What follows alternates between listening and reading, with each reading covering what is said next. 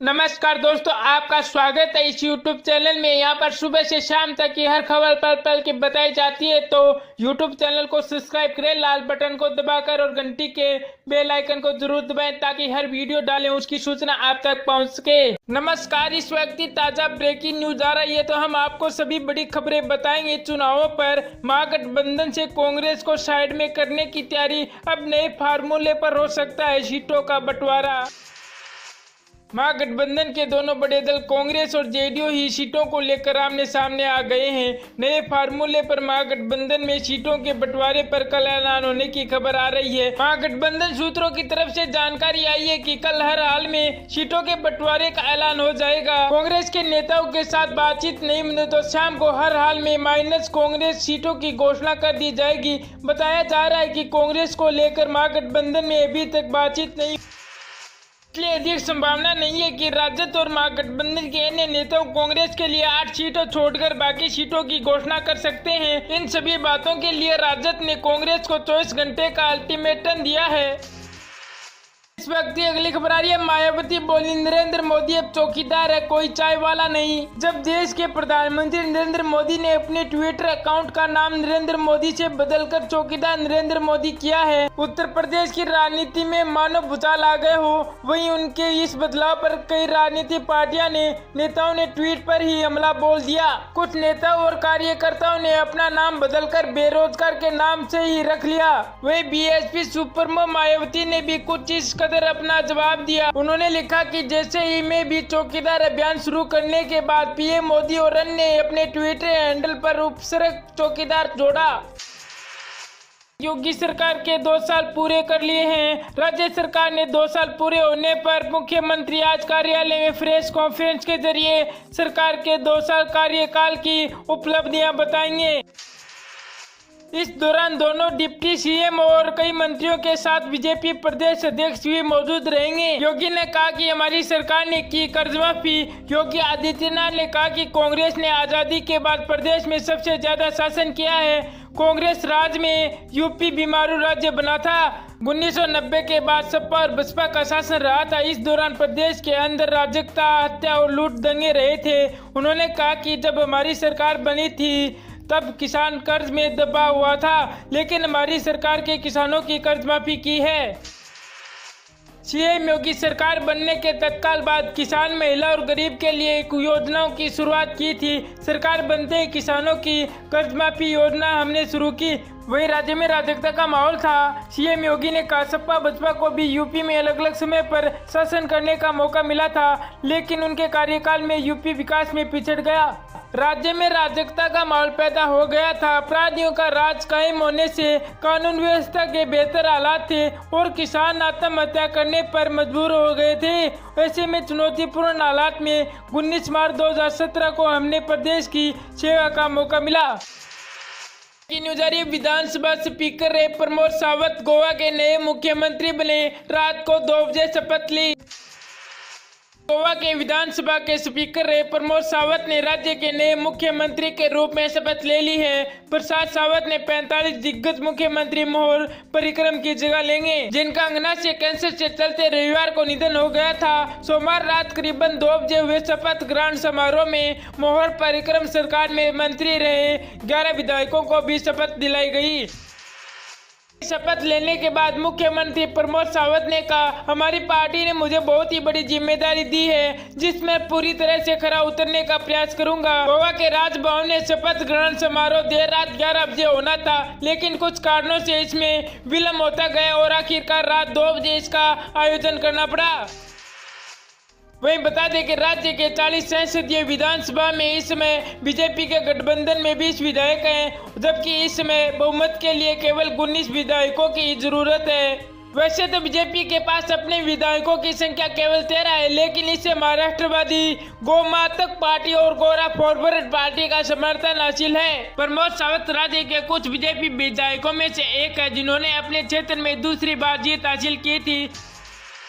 अगली खबर आ रही है। राहुल गांधी को सत्ता का शौक नहीं, कांग्रेस महासचिव प्रियंका गांधी वाड्रा।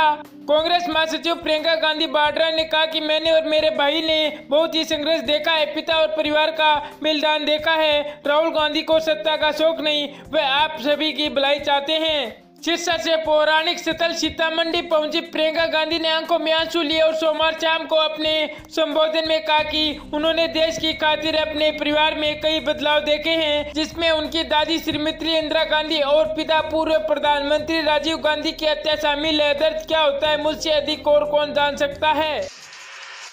कांग्रेस अध्यक्ष राहुल गांधी ने दावा किया कि अगर पीएमओ के फ्रांस सरकार के साथ समांतर बातचीत करने के दस्तावेज राफेल सौदे की जांच का हिसाब माना जाए तो प्रधानमंत्री नरेंद्र मोदी और उद्योगपति नलिनी अंबानी जेल जाएंगे।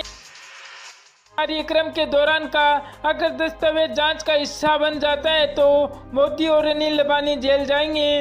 वह जांच क्यों नहीं करा रहे हैं? इसलिए कि ये चौकीदार चोर है। वह एक प्रतिभागी के सवाल का जवाब दे रहे थे जो जानना चाहता था कि हर कोई क्यों कहता फिरता है कि चौकीदार चोर है।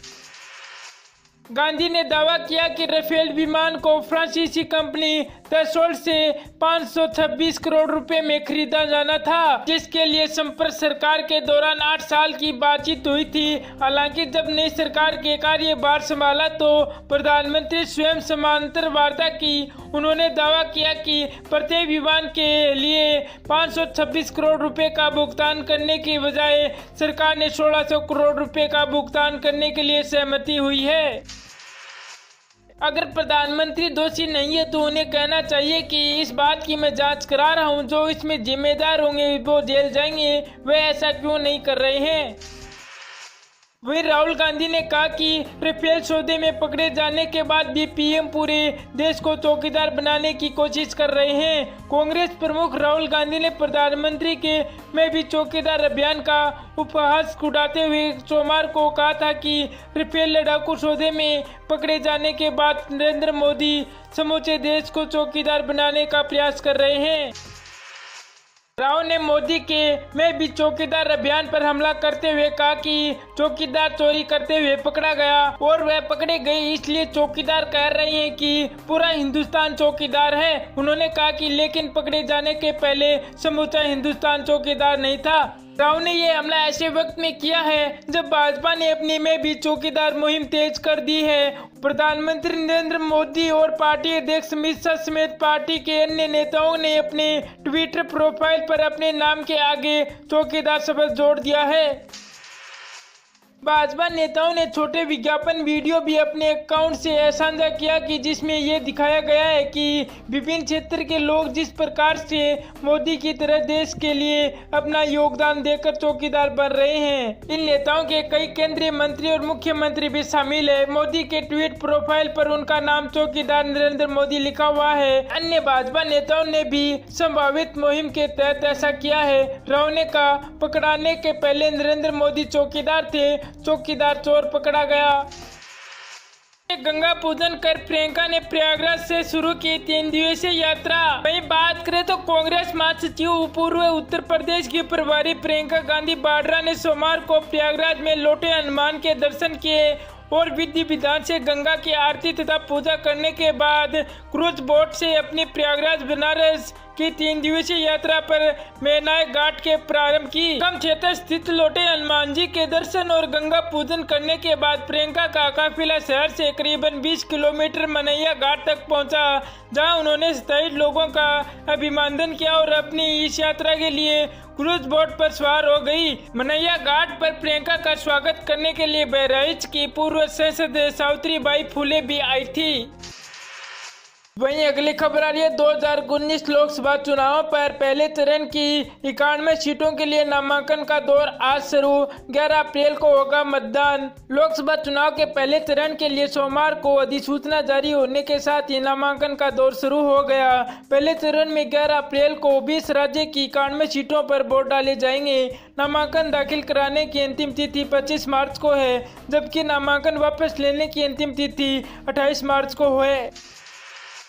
आइए तो बात करते हैं पहले चरण में कौन से राज्य से कितने उम्मीदवार हैं। पहले चरण में उत्तर प्रदेश से 8, आंध्र प्रदेश से 25, अरुणाचल प्रदेश से 2, असम से 5, बिहार से 4, छत्तीसगढ़ से 1, जम्मू कश्मीर से 2, महाराष्ट्र से 7, मणिपुर से 1, मेघालय से 2, मिजोरम से 1, नागालैंड से 1, उड़ीसा से 4, सिक्किम से 1, तेलंगाना से 17, त्रिपुरा से 1, उत्तराखंड से 5, पश्चिमी बंगाल से 2, अंडमान निकोबार से 1, लक्षद्वीप से 1 सीट पर शामिल है।